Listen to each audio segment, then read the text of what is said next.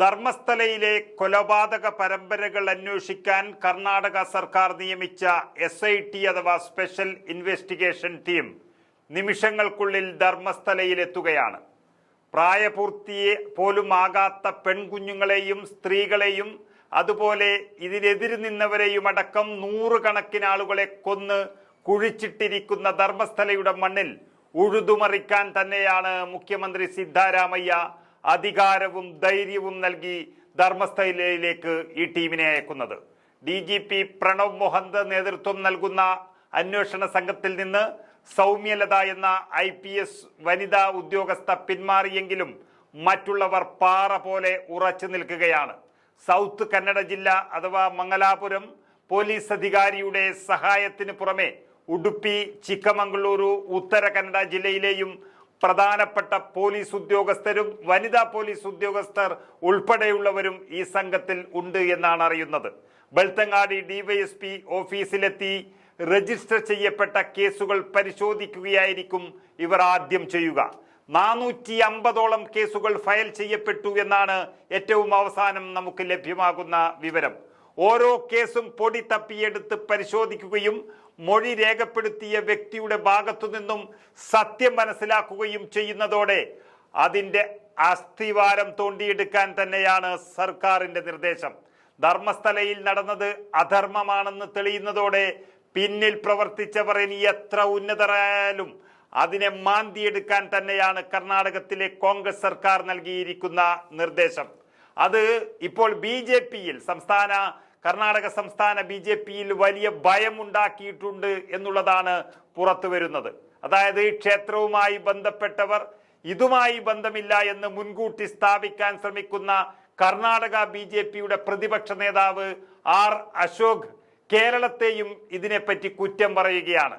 ഈ കേസിൽ കേരളവും ശ്രദ്ധ ചെലുത്തുകയാണെന്നും അറിയാമല്ലോ, കേരള സർക്കാർ ശബരിമലയിൽ എടുത്ത തീരുമാനം ആരാധനാലയങ്ങളെ തകർക്കാനും ശ്രമിക്കും അവർ എന്നാണ് BJP നേതാക്കൾ പറയുന്നത്.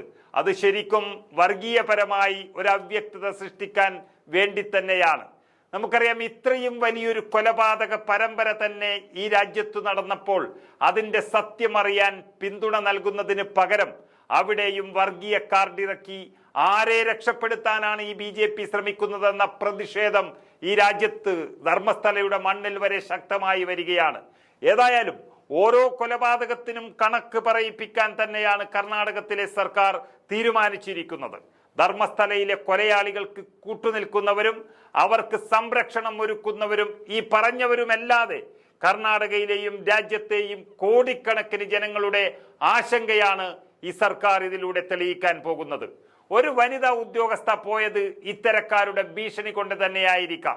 എന്നാൽ DGP പ്രണവ് കുമാർ മൊഹന്തിന്റെ നേതൃത്വത്തിൽ നൽകുന്ന 24 അംഗ അന്വേഷണ സംഘത്തിൽ മറ്റൊരു വനിതാ ഉദ്യോഗസ്ഥയെ നിയമിക്കുമെന്ന് ആഭ്യന്തരമന്ത്രി G. പരമേശ്വരയ്യ അറിയിച്ചു കഴിഞ്ഞു.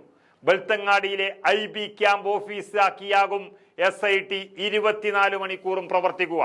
ഉത്തര കന്നഡ, ചിക്കമംഗളൂരു, ഉടുപ്പി എന്നീ ജില്ലകളിൽ നിന്നടക്കമുള്ള 20 ഉദ്യോഗസ്ഥന്മാരെ കൂടി സംഘത്തിൽ ഉൾപ്പെടുത്തി ഇന്നലെ ആഭ്യന്തര വകുപ്പ് ഉത്തരവ് പുറത്തിറക്കിയതാണ്.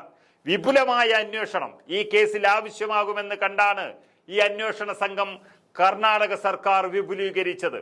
കർണാടകയിലെ ഏതെങ്കിലും സ്റ്റേഷനിൽ രജിസ്റ്റർ ചെയ്ത മിസ്സിംഗ് കേസുകൾ ആവശ്യമെങ്കിൽ ഇതിലേക്ക് ഏറ്റെടുത്ത് അന്വേഷിക്കാൻ SITക്ക് അധികാരമുണ്ട് എന്ന് സർക്കാർ വ്യക്തമാക്കി കഴിഞ്ഞു.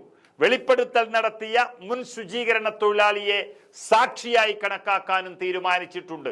അതുകൊണ്ട് അദ്ദേഹം കണ്ട കാര്യങ്ങൾ, ചെയ്ത കാര്യങ്ങൾ, ആർക്ക് വേണ്ടി ചെയ്തു എന്നുള്ള കാര്യങ്ങളെല്ലാം ഈ അന്വേഷണ സംഘത്തിന് മുന്നിൽ വെളിപ്പെടുത്താൻ പോവുകയാണ്. പ്രത്യേക അന്വേഷണ സംഘം ആദ്യം തന്നെ ആ സാക്ഷിയിൽ നിന്ന് വിശദമായ മൊഴി രേഖപ്പെടുത്തുകയാണ് ചെയ്യുന്നത്. ശേഷമാകും ഓരോ മൃതദേഹങ്ങളും പുറത്തെടുക്കുന്നത് ഉൾപ്പെടെയുള്ള നടപടികളിലേക്ക് സംഘം കടക്കുക. ഇതോടെ സമൂഹം, പ്രമുഖർ എന്ന് പറഞ്ഞ് കൈകൂപ്പി നിന്നിരുന്ന പലരുടെയും നെഞ്ചിടിപ്പിന്റെ താളം തന്നെ തെറ്റിയിരിക്കുകയാണ്.